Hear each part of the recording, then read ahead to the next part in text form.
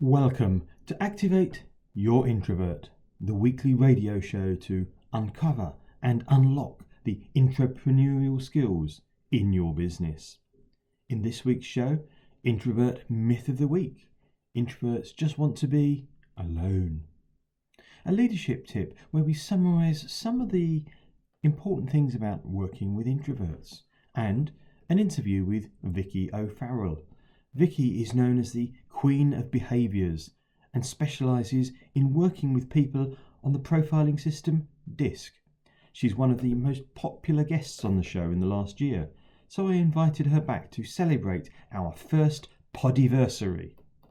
I love that Activate Your Introvert gives me a chance to discuss introversion, extroversion, and a guest's expertise. I've spent a lot of time researching and interviewing introverts and extroverts, but I don't have a monopoly on knowledge on the subject. Often it's the very discussions we have that help us understand things differently. By the way, speaking of monopoly, did you know it's just had its 85th anniversary last week? Makes me feel young. And speaking of anniversaries, how about 35 years ago, Tim Berners-Lee published his plans for a World Wide Web? Well, lots have changed since then. Can you imagine 2020 without the web? It certainly allowed Vicky's work to change this year, but just before speaking to Vicky, let's think about how you might manage the introverts in your team. And here's a summary of some of the things we've talked about in the last year. Number one, spot who they are. They're often hiding in plain sight, so not always immediately obvious. Number two, adapt your style when working with them.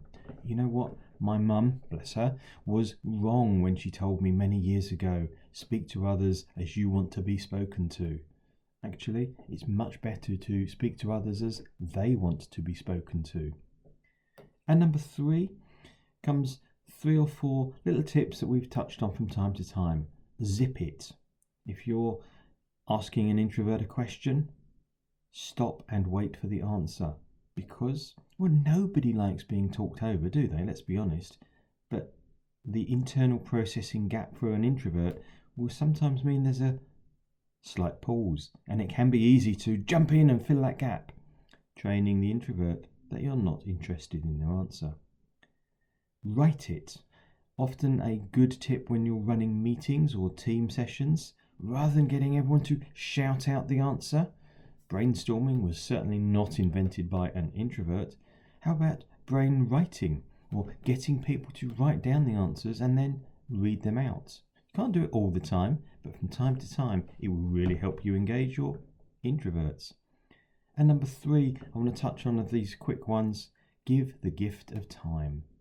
Get the agenda, get the meeting notes, get all the data you want to discuss in your meeting out a week early. It will make a huge difference.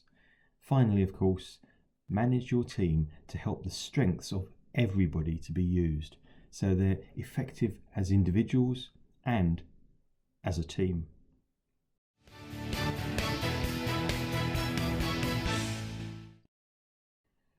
Do let me know what tip you'd like to help you activate the entrepreneurial skills in your business, or what introvert myth you'd like exposed. Drop me an email, give me a call, or add it as a comment to your review on the iTunes store. I'd love to hear from you.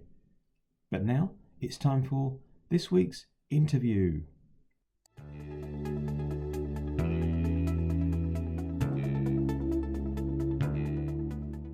I'm sitting today with Vicky O'Farrell, the Queen of Behaviours. And Vicky, you were with us about a year ago. You're one of our most popular visitors from the last year. So thank you very much for A, being recorded in the first place, B, doing such a great job, and C, of course, for being willing to come back to celebrate first anniversary of Activate Your Introvert. Are you an introvert or an extrovert? No, I am an extrovert. I am the opposite to you, John, as a reminder. And Oh yeah, I can remember that now. thank you for inviting me back and having me on in the first place. Did you like how I managed to actually hold off and wait for you to finish? I was really impressed with that. Yeah, I was thinking, oh, she's going to jump in. She's going to jump in. But seriously, how does being an extrovert advantage you and perhaps disadvantage you? The disadvantage is actually quite an easy one for me to answer, because we're talking about, like I just said to you then about jumping in, extroverts who think and verbally externalize their thoughts can quite often just be seen as interrupters, and maybe a little bit like, well, you're just answering questions when you're not even thinking about it. But then that can work really well on the opposite side, when you need to create in a room of people some energy to get extroverts thinking. You can just put a few things out there and actually just create energy yourself. And I'm not saying that introverts can't create energy, but actually you don't need that energy to think, whereas extroverts need the energy to get their thoughts. Absolutely. I mean, I always call it, do you talk to think or think to talk? And neither is wrong and neither is right, but they are different, and there's big ramifications for either. As you say, the energy things will change. Now, this is coming up to our first anniversary. Of course, 2020 so far has been a rather dramatic year, I guess. What's changed for you in the last year? Other than the fact that I haven't delivered anything live in person, do you know what? I sometimes, especially currently when we're recording this, we're in this lockdown, I go to the greengrocers just to check that people do actually exist from the waist downwards. I won't tell you what I'm wearing below my waist. No, probably flippers on there as well, I'm sure. But that is just the biggest thing for me, obviously, this year, is not delivering anything in person. And as an extrovert, I feed off the audience, but I don't think that's just as an extrovert, because I know yourself, you'll feed off of the body language, what's working. If you're saying stuff that's perhaps not landing, you can see those by body language and by people's facial expressions, that you might pick up on that and actually re-explain it and question, did you understand that? Especially if you're giving, like when I'm delivering training. And whilst it's been amazing, this Zoom, Teams, whatever platform it is, that I can still deliver my programs. Even as an extrovert, I can come off of a 2-hour training session and I'm absolutely exhausted. And that's really been the difference for me. If I do normally my training sessions would last half a day, and I'd come out of that, I'd feel a little bit exhausted, but I'd feel energized being with people all that time. I know you're probably going like that, really. But I think that's the interesting thing, isn't it? Because as you said, as an extrovert, lockdown has made you suffer, I guess, because you can't energize by connecting with other people in the normal way. But of course, the opposite, where people have said to me, oh, introverts must love lockdown. Well, actually, no, they don't. It's complete rubbish. We still want to connect with, we're still human beings, and human beings is all about socializing. We just connect in different ways. So yeah, been an interesting year. What would you have done differently had you known this was all coming up? Other than already have organised my so 2020 was a year that I wanted my programs to go online so I could deliver to more people, and I'm not restricted by geography. I probably would have already planned, as opposed to, I felt maybe I needed to not rush them, because I didn't rush the launch. I waited till May till I launched them.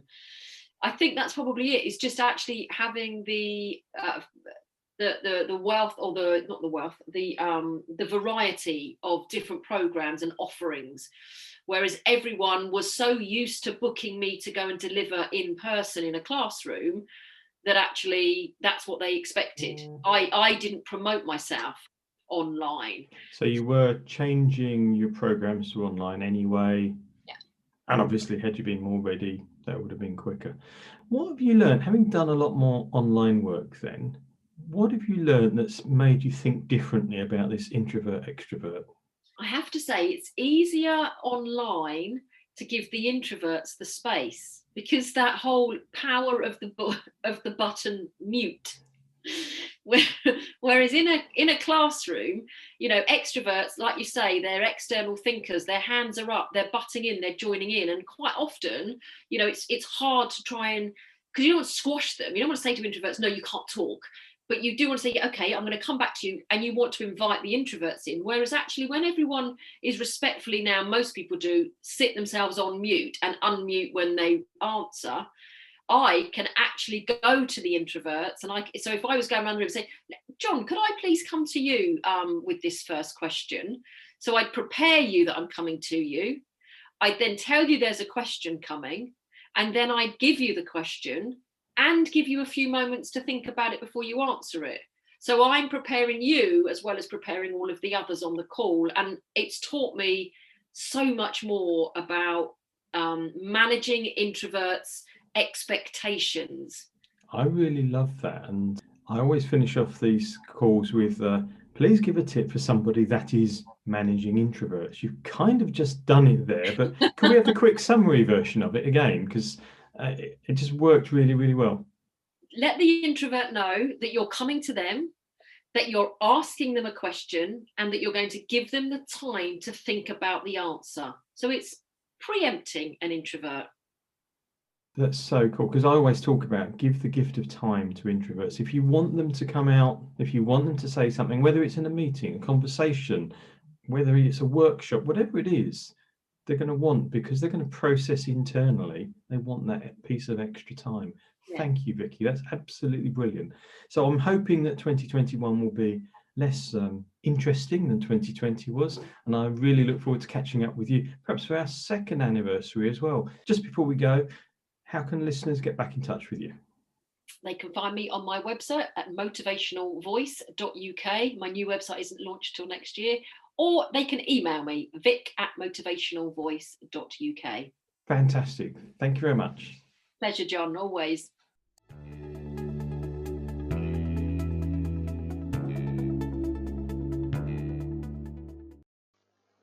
And now it's time for Introvert Myth of the Week. Those crazy stories that I hear and you hear that some people actually believe.